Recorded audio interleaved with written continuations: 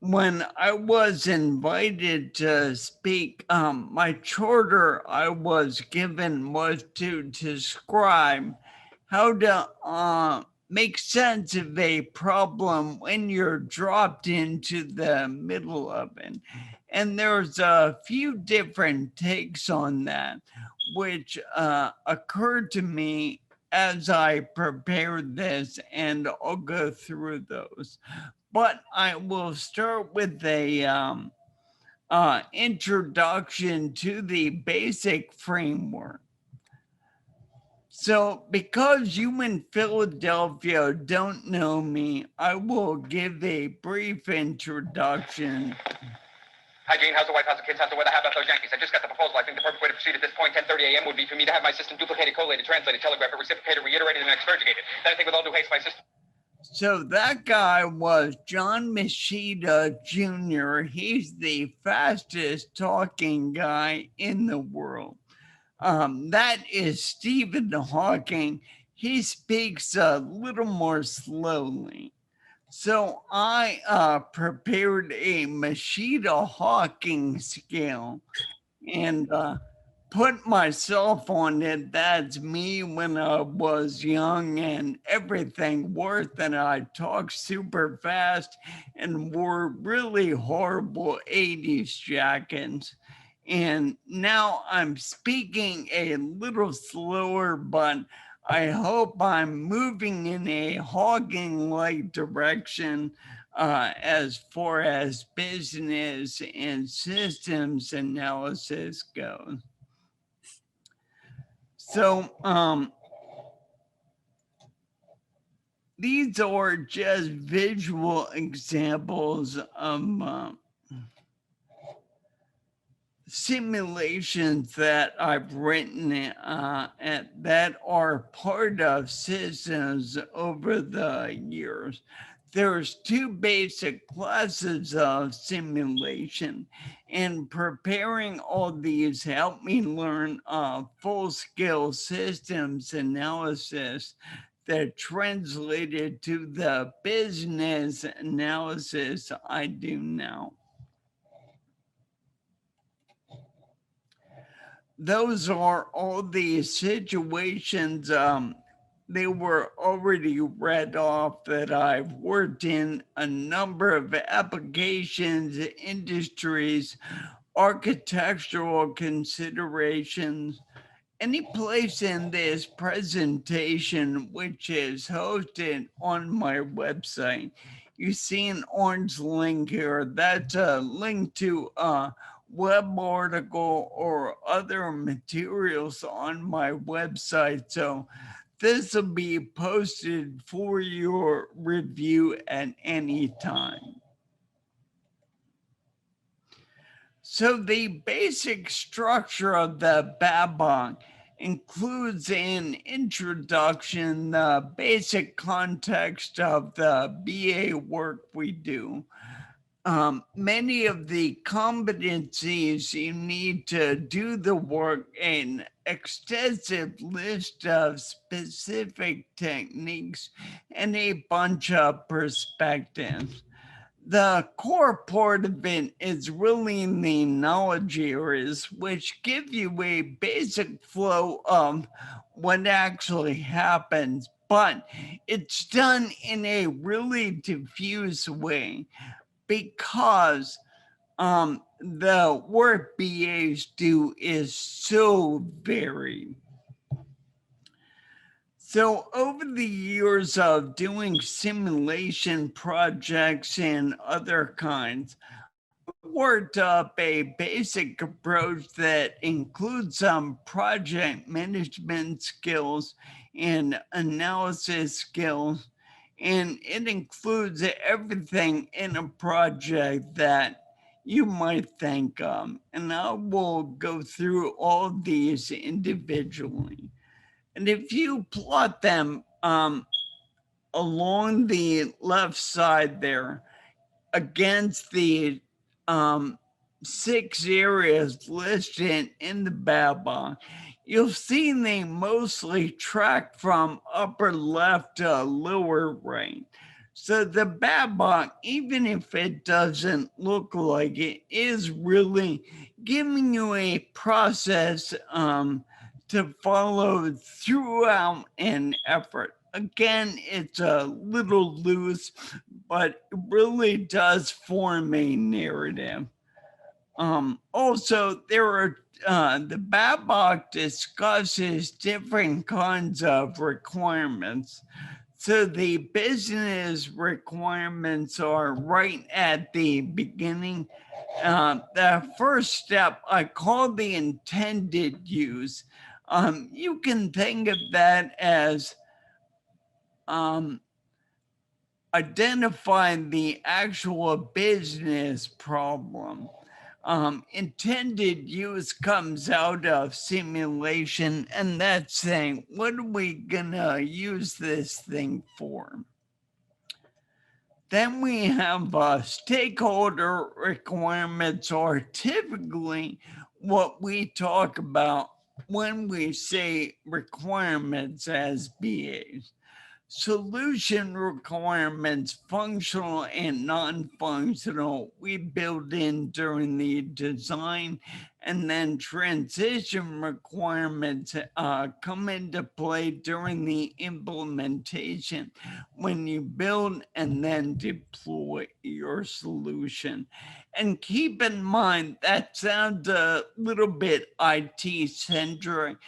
Everything we talk about sort of has an inherent skew toward IT based work, but that doesn't have to be the case, and I'll touch on that.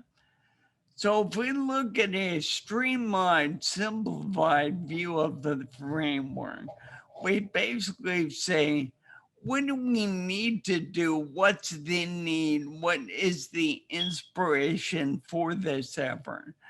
The conceptual model is figuring out what's going on now, otherwise known as the as is state. When you've done your discovery and identified all the nouns and verbs that are in an existing system, then you can characterize it by collecting data, identifying sources to get the data from, and conditioning it. So you have to do discovery first so you know what data to collect. Then we do requirements, and that's an abstract form of the to be state. And there is a difference, as you know, between functional requirements, which have to do with what the thing actually does, and non-functional requirements, which have to do what a thing is, what qualities it has. And the way I think about it, this is not official. I include maintenance and governments in there when I think about them. Design is the detailed to be state. Implementation and test follow that. There are two kinds of testing. Verification is figuring out if the thing works, it does what you expect it to do. Validation is, does the thing that you built actually address and solve the problem you intended it to? So the intended use may describe technical and performance outcomes, but ultimately it's expressed in terms of business value. And it basically includes the same information that the product charter would have from the PMBOK. Bear in mind, there are different management kind of contexts, and you may not have a really clear definition of this from the beginning, but that's okay. We can work with it. Then we get to assumptions, capabilities, and risks and impacts. We define somewhat of the scope of the project and figure out what we will and will not include and the risk for doing either. We do this um, partially to figure out when we can omit things.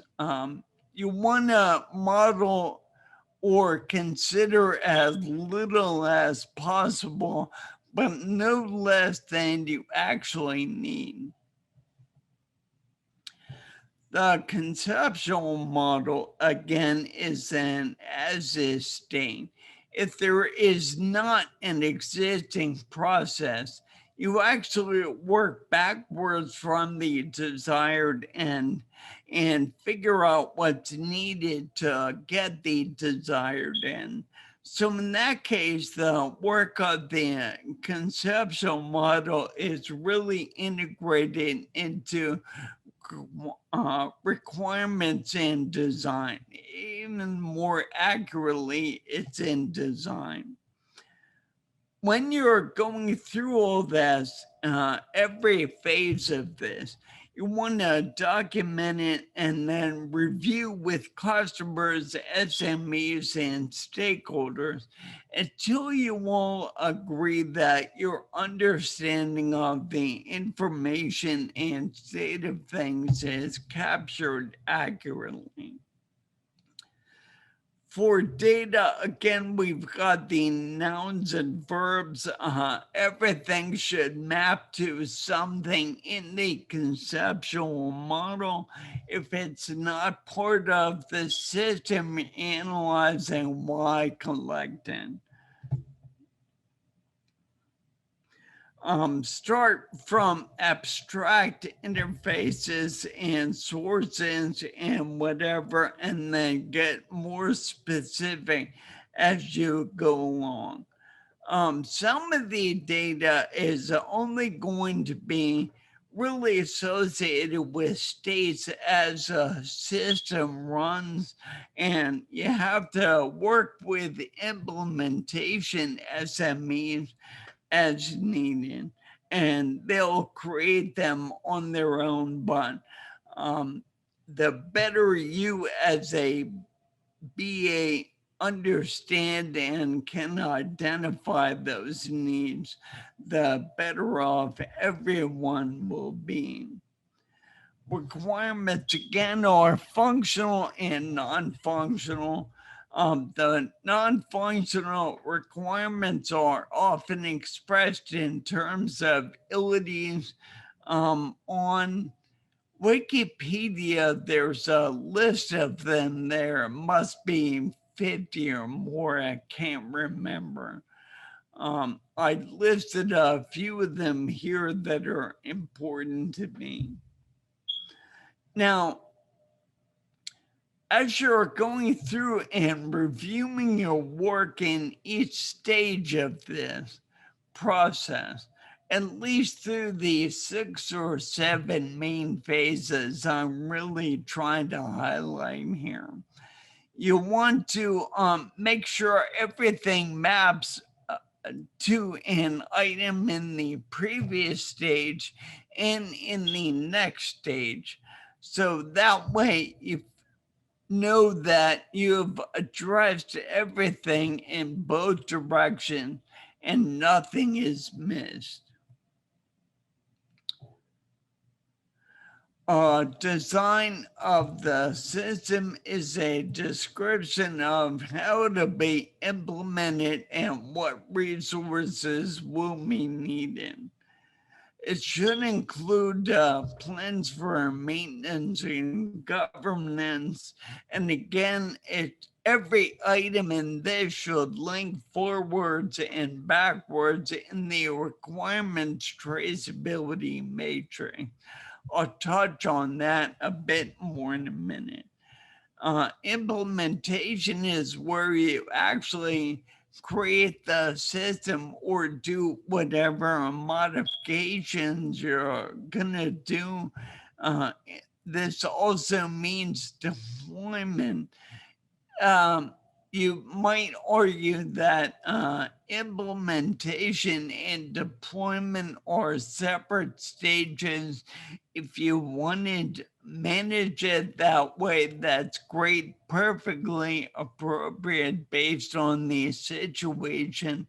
Just add another column or line. Testing, there's operation and usability tests you do during verification. That's to make sure the system works the way it's supposed to and makes sense to the users, allows you to control what you need to control, and so on.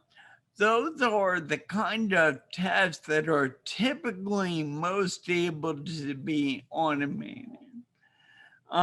The validation is what you do on the outputs. And not only, so some of the outputs you can verify that you're creating them mechanically, but when you validate them, you are making sure they are correct, match known cases, and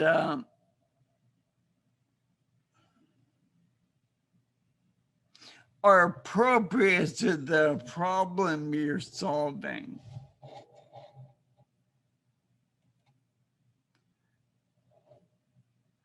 Again, everything maps in both directions, and you should be aware of how you're going to do testing from the beginning of an effort. So you really want to view this process as a complete whole from the beginning.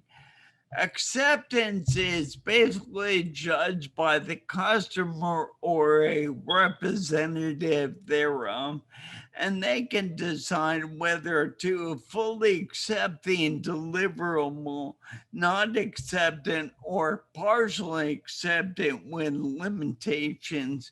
And in theory, you will go on working till everything is addressed. When working with a customer, and this could be internal and external customers, I spent most of my career working externally, so I'm in customer offices. I'm serving them as an outside expert or vendor. So it had to be a little more formal. You didn't necessarily have as much contact with everybody as you want. Here's an example of a standard communications model. I learned about this in NCO school in the Army about a zillion years ago. And how does this come into play? In reality, like I said, in every phase we review and we go around and around until we agree and we're all on the same sheet of music. Then we go to the next phase and we go around and around. Now we're in the conceptual model. When we're done with that, we're agreeing everything's signed off. Then we can move to requirements and so on. Now, it's not as straightforward as that. Why do we have these lines that go back to previous phases?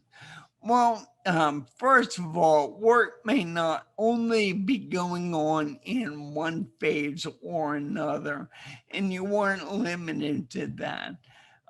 You might get to a later phase and find out something was missed, needs to be added to or removed from a previous phase. So you can go back and do that anytime. So you're not only continuously iterating between phases or within phases. You're also doing it between phases. Um, this is what happens in every project, um, regardless of its size, over anything more than a trivial effort. You're always going to do this. Now, I've included a link here that's a little bit controversial, and that's on purpose to poke at you a little bit. And it's one of the guys who created the Agile Manifesto giving a talk at the GoTo conference in 2015.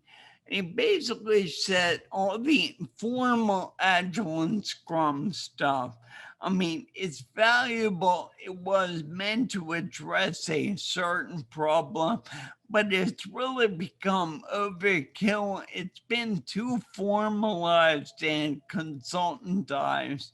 And really, what you need to be doing is two things. One is figure out how you're doing and figure out if that's what you need to be knowing and adjust and keep doing that. And that's all he said. The other thing is what Agile is really meant to do in the end is get people to talk to each other. If you don't talk to each other, you have no chance of succeeding. We've all heard stories of projects that were begun, everybody goes off and does their own thing. They come back together and try to put the pieces together, and none of it works. Why? Because they weren't talking to each other. So if you think about working through any effort in this way, remember that the point is to be in constant communication, seek feedback, receive feedback, and act on feedback.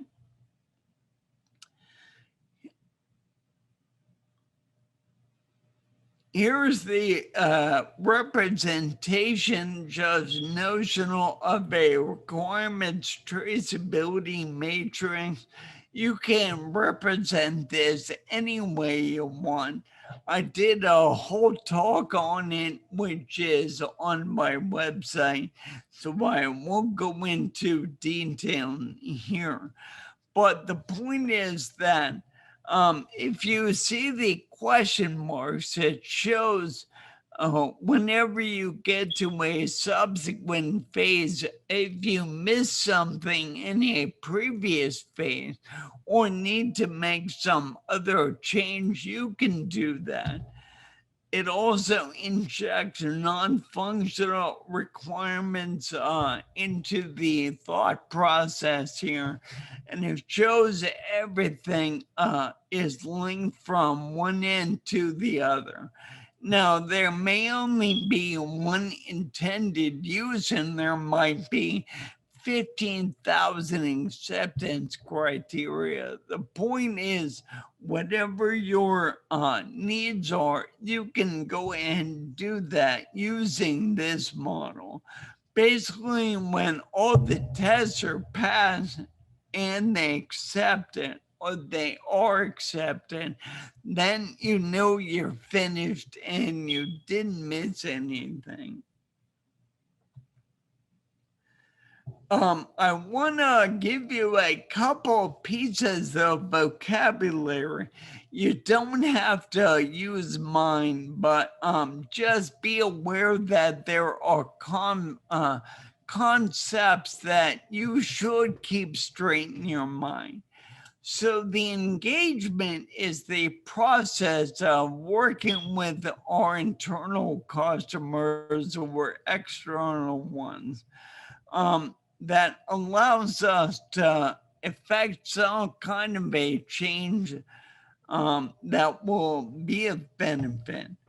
The system is the actual goings on that we're actually gonna build or modify, and the solution is the actual thing we're building or the modifications we make to the initial existing system. Some people call this the project versus the product. I happen to use these words. So all of those things happen, but any particular individual who's participating may not be involved in every phase. The more everyone, even if they're not involved all the way through, at least has an idea of everything that came before and is going to happen after, everyone will be better off. If you do it in a thorough, organized, cooperative way, um, a lot of problems just solve themselves because people are on the same sheet of music. For example, if you know what data you need to manipulate and what actions you need to take, half of your UIs will practically write themselves. Um, However, that doesn't mean somebody who's an expert in UI UX. I have a friend who has a master's from Carnegie Mellon in that very subject. There's a lot they could still add, even if you already know mostly what you can do. But their expertise really can't be leveraged fully if you're too disorganized, really, to get everything identified that you need. So now on to the actual charter, and that is, why do so many business or BA activities look so different? If you talk to people, they'll say different things, job ads vary. And I've done surveys of a bunch of groups and they report a lot of different things, but many the same. This one is not too important. I won't spend much time on it. There are links here if you want to explore more. These show the ways you can think about building teams and the different parts of the problem or approach that um, they can address. If you've seen anything else other than what I wrote, I'd love to hear from you. Again, one of the things that can be confusing for BAs is you might not see everything in the whole process. So another point of confusion is there are a lot of different solution concepts out there. There are IT on many different target platforms, physical processes, anything from making steel and generating power, serving coffee, anything, running a theme park, whatever you want to consider. Information, there are several industries that you can argue, although they have their physical elements, are mostly informational. Obviously, you can have a combination of any of the above. A lot of systems I've worked on incorporated all of those, not all at once, but at least something from the top one. Another solution dichotomy that you can think about is the process. or the product. And here I don't mean the end value you give to a customer. In this case, I'm thinking about something physical. What characteristics does it have? You can do almost everything you do for process-based business analysis and do the same thing for product. Examples could be cars, movies, um, cranes, tools, anything you can think of. Another difference is whether you're creating a new solution from scratch or improving an existing solution.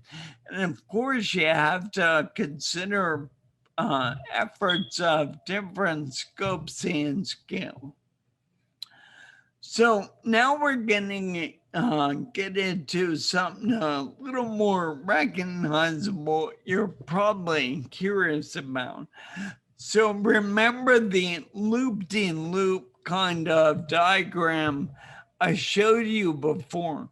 That still happens in these. So the same thing happens in waterfall.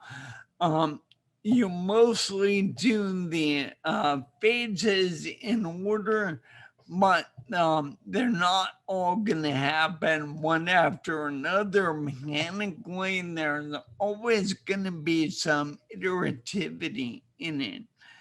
Agile and Scrum, you basically have identify needs and requirements based on a business needs, stick them in a backlog, and then pull them off and do the design, implementation, and test and deploy loop as you go. Um, some approaches are appropriate for certain problems. You wouldn't want to do just an open-ended Scrum project for building a space shuttle, but maintaining an existing, say, microservices-based solution, you can do that with the CI/CD approach in Agile. So you know when to do which. Obviously, there are hybrid situations, a lot of frustration I think people have with these concepts, especially when they're complaining that they've layered on all these scrum ceremonies and whatever and continue doing the same work waterfall fashion like they always did. Really comes from trying to do a hybrid type model where you're still figuring out how to design and implement things as you go in some kind of priority order, but there's already an existing overarching design. Remember, you can draw loops in here from the other diagram on these just like anything else. If you're using a simulation to help you design some sort of system or solution, that's really a separate project that's embedded in the design and possibly implementation phases. If you're improving an existing project, or if you're simulating an existing project, the second thing is the way you go. The conceptual model includes a discovery and a data collection phase that are embedded into that. Um, that's what I did for much of my career. So, but when I was building these simulations, the simulations themselves had to be designed and as did the tools that were used to build the simulation. So if you're starting a project from scratch, like I said, the conceptual model with its embedded discovery and data collection is embedded itself in the design phase. Another possible point of confusion is there are a ton of different PA techniques listed in the BABOK. I figured out that about 30 of them are most germane to developing the solution. 11 of them are most appropriate to the actual engagement, which is working with the customer, and the remaining 9 can be used to support either. Some of those things I never use. Nobody probably will use all of them, but I certainly used a bunch.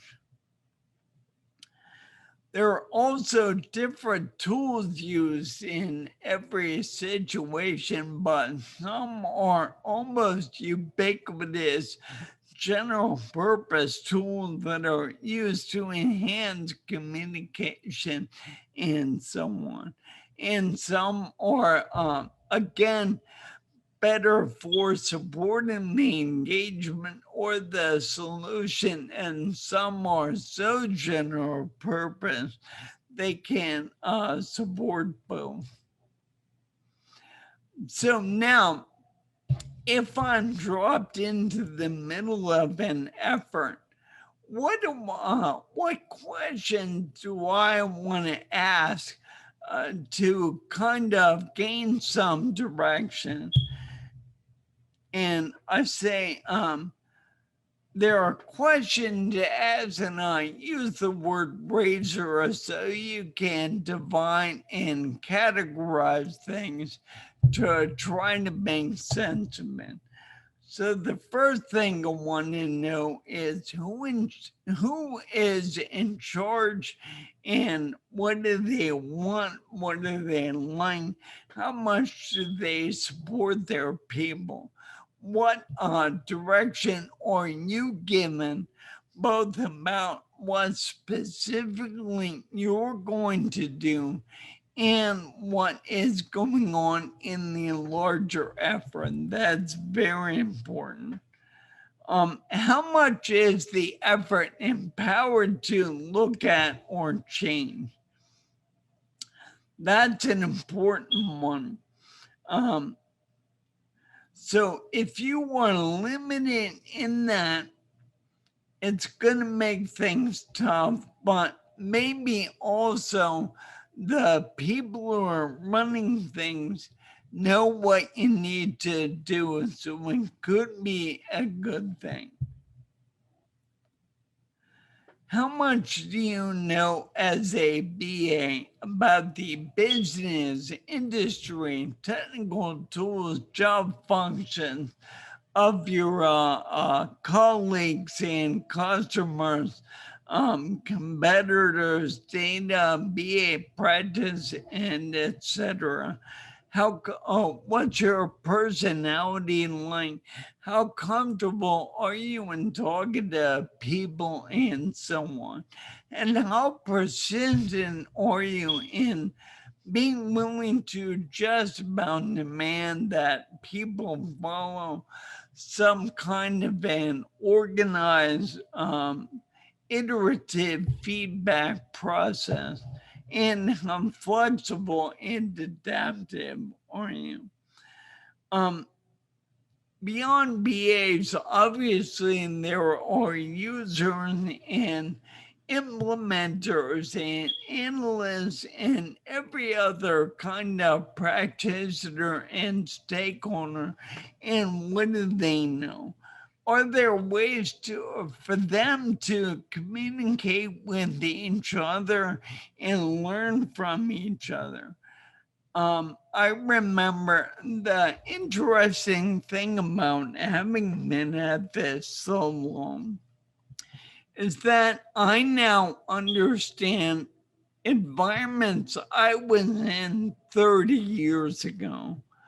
Um, we had a situation at Westinghouse where Hewlett Packard did uh, an examination or review of our project management practices. And they said we got like 4.6 out of 5, but there were still all kinds of holes in what we were doing on the ground. And there was a lot of frustration, cost overruns, and so on. And I realized that there was one thing that didn't happen. Two people or people of all kinds didn't talk to each other enough. And two, there wasn't enough community of practice among some classes of participants. So that's a thing you can angle for as a BA to help your whole organization and certainly as a manager. Are you looking for small changes or quantum leaps or something in between? That is, are you going to go fix a little problem or are you going to redesign the whole process? Or could it be you go in to fix a small problem and you want to identify an opportunity to make a larger change?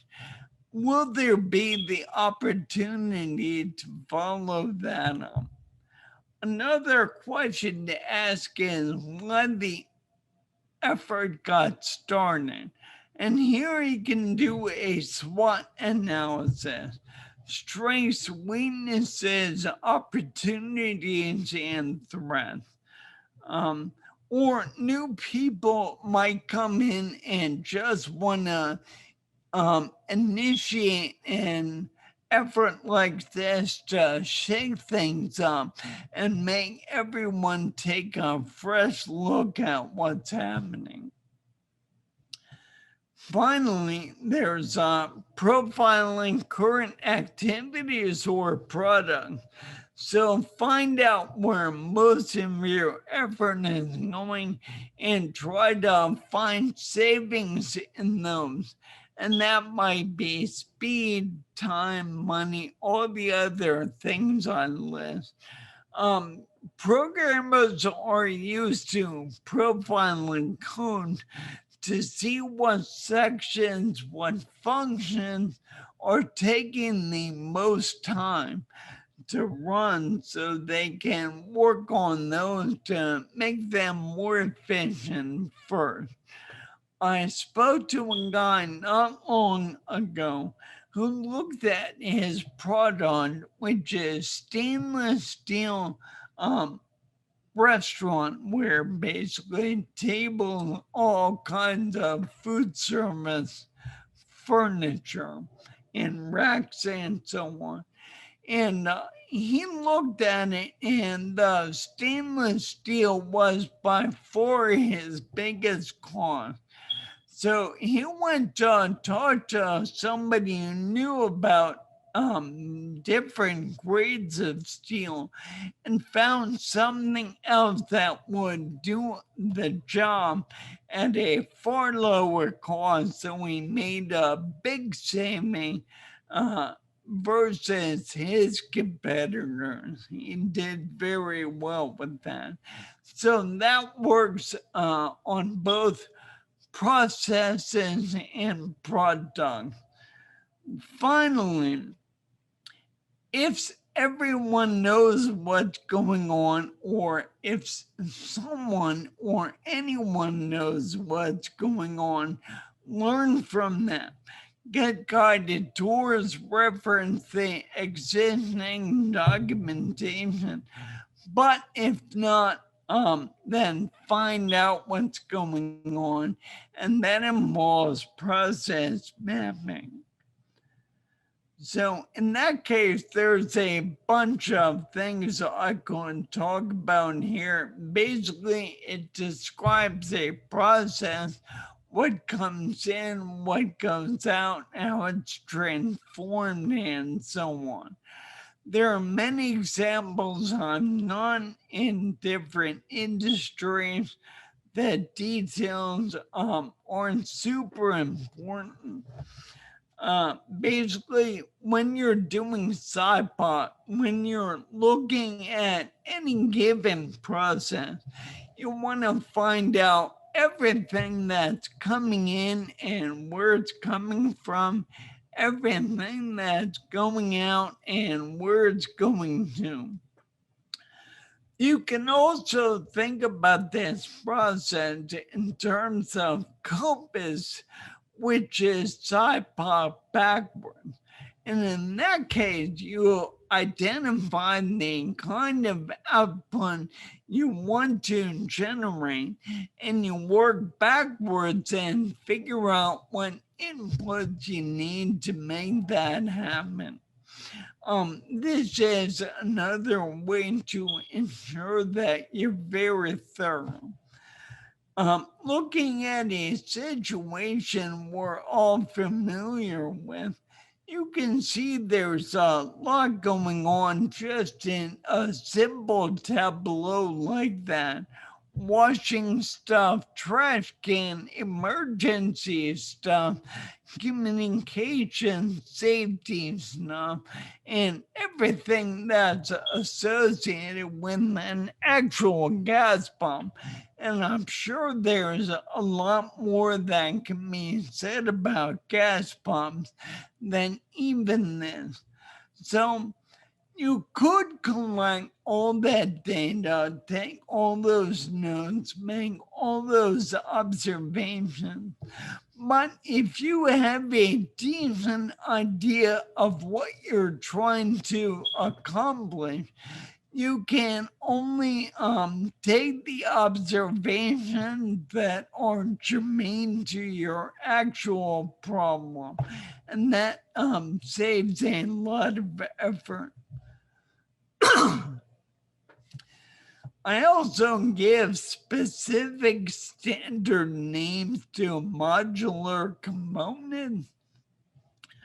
I said things that move through a system or entities, and beyond that, there are entries, exits, stations, or sub processes, queues, and so on. Excuse me.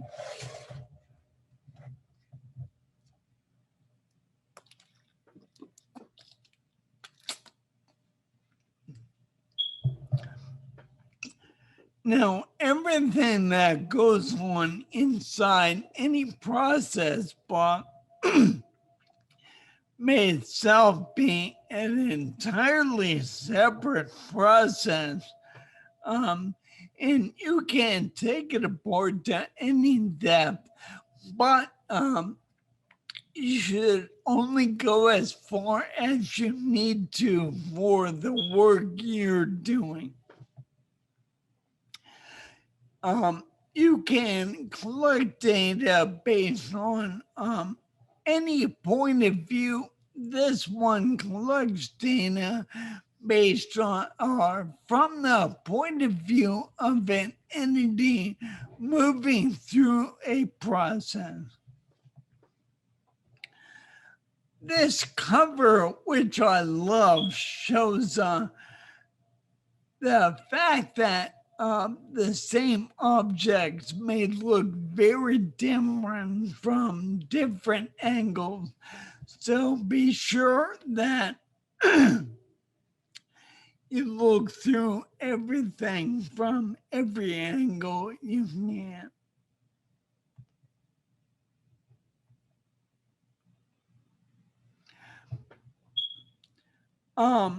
Again, discovery is Identifying the nouns and verbs in data collection is picking up the adjectives and adverbs. And these are the ways you can do that. Domain knowledge acquisition is how you learn. BA should be learning machines. They're learning on their own, but also from all the SMEs they're working with, who they're doing data collection with, elicitation with, doing feedback with. There's a long story about where this framework comes from, and it's a giant Navy methodology they have.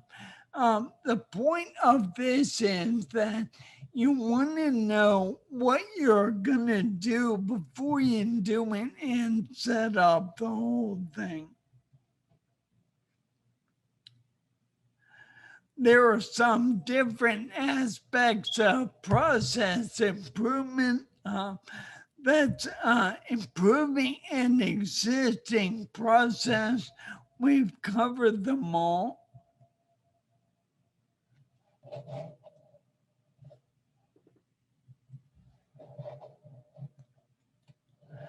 So here's an example of simulation in both 2 and 3D that calculates a bunch of output data and characterizations when the whole thing is done running. So that is using a general set of building blocks, and based on the way you set it up, you can have it represent almost anything. This is about Monte Carlo analysis, and that is building in random outcomes in any process. So, if you look at processes, they may not happen the same way every time. And this allows you to combine the variability of every component and see what the range of outputs is. And those are some examples of data driving random outcomes. So in the end, there are no silver bullets or final answers. The main thing to do is be thorough, be always communicative, and always kind. I point out the book there that describes all these breakthroughs and new things that are introduced in the industry. And everyone said, this is going to change everything and fix everything. And it maybe helps some specific area a bunch, but in most areas it represents only an incremental advance. And this has been going on really for 70 years. So again, the important things are talk to each other, correct based on feedback, and be kind. And you can find all the material at my website. And if you have any questions, I will be happy to answer them based on what's left of my voice.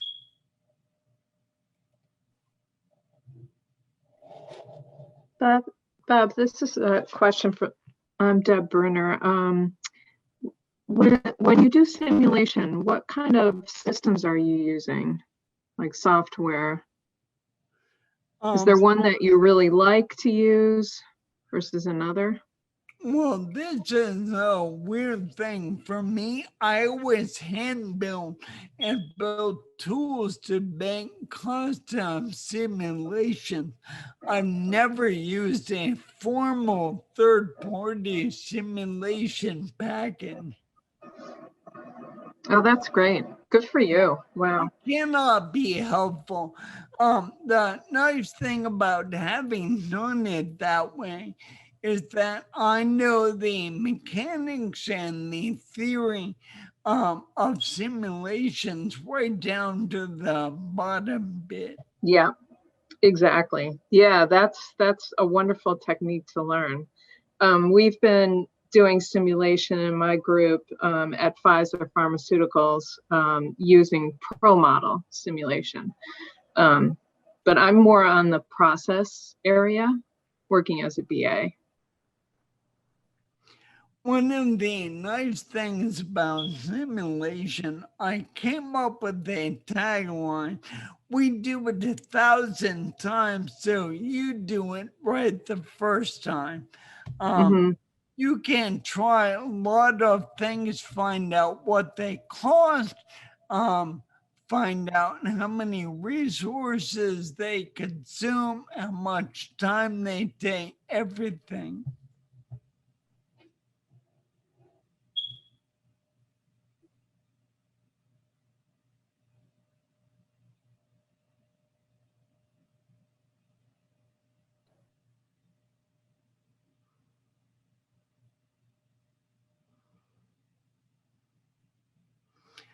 Anyone else?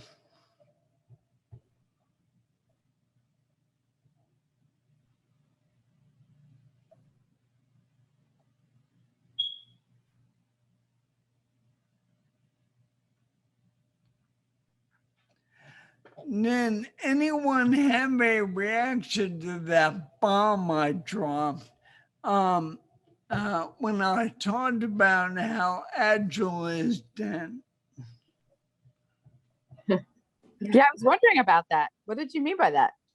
This is Mary. You should watch the link video. It's like I said, it's one of the guys who created the Agile Manifesto. And he understands what problem all of Agile and Scrum was trying to solve. And it's really to get people to talk to each other and don't do too much work before you find out whether it's gonna work or not. So it's to be a little later and a lot more interactive as you go. His talk is like 42 minutes. It's just great. Oh, I'll check it out. What's the name of it again? Agile is 10. Okay. And I'll check it. it's on YouTube and it'll be linked. It's on my website. Okay, I'll check it out. Thank you. All these slides, the slides I do are in the Reveal JavaScript framework. So they're native JavaScript and HTML. So everything I'm ever talked about is on my site. Under the portfolio page under presentations. So obviously I write at this point better than I talk, or at least I hope I do.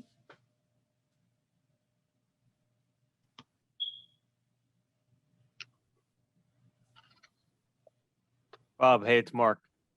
So I don't really have a fully formed question because I took a lot of notes. I've heard you do the series at Tampa Bay a few times, and it's still a lot to digest.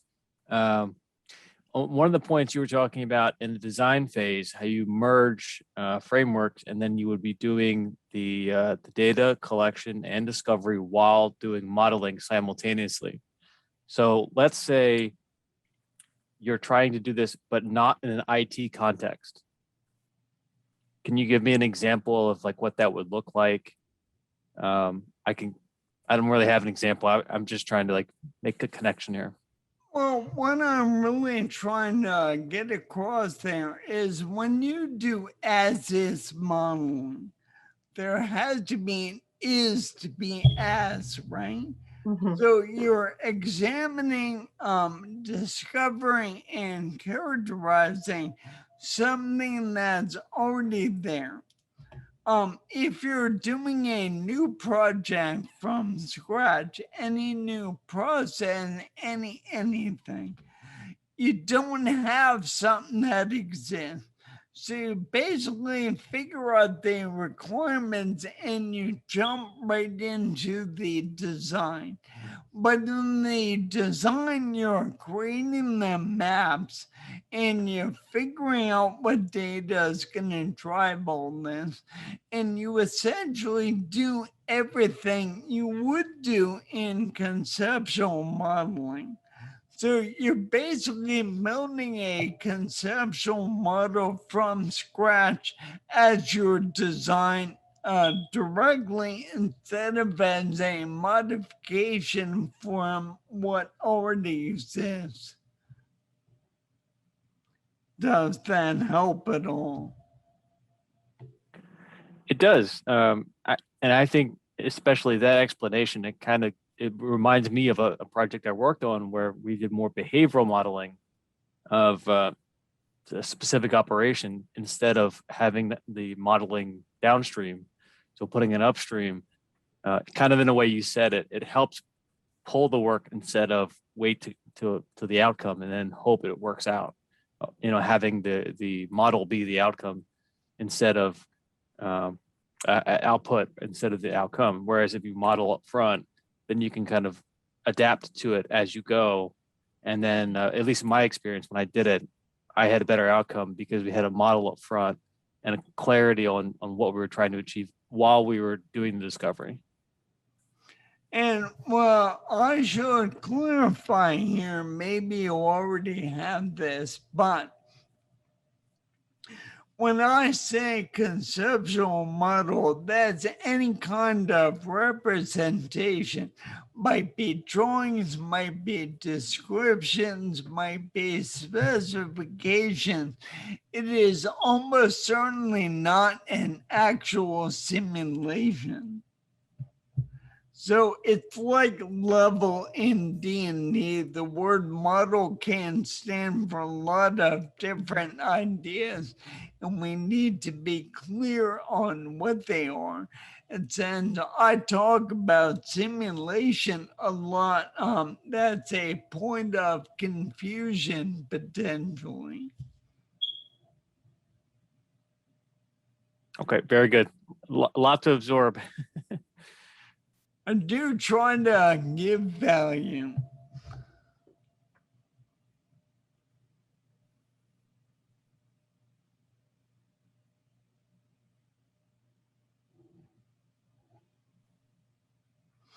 Well, I just want to say, if no one has any more, and I'll stay around as long as you want. I appreciate being invited to this. I've had the privilege of visiting Philadelphia on a few occasions for dance and other events and really enjoyed it. Got to run up the rocky steps and so on. So thank you for having me. Thanks, Bob. It was great.